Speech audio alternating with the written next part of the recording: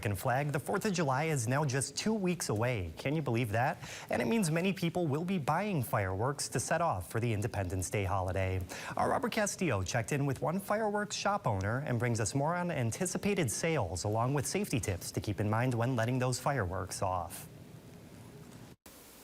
We are just 2 weeks away from Independence Day, otherwise known as the 4th of July. Many people have already found themselves looking for fireworks, according to Emily Bush. She runs WV Fireworks Outlet in Mercer County. Bush says her store typically gets busy the week of Independence Day. But this year, however, she says people have been coming in much earlier to stock up. I've been seeing a lot of customers coming in last week. My regular that been coming to us for 8 years, they start coming in earlier and earlier because they want to select the ones that we just put out, the new products that we just put out.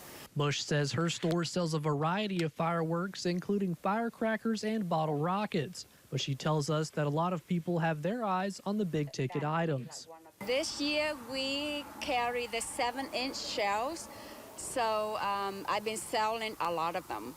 They've been waiting for those, and we just put them out last week, and we've been selling a lot of them. People have been very pleased. While fireworks may be fun to use and watch, they can also be dangerous if you're not careful. A firefighter with the Princeton Fire Department says you should never try and relight a firework that appears to be a dud.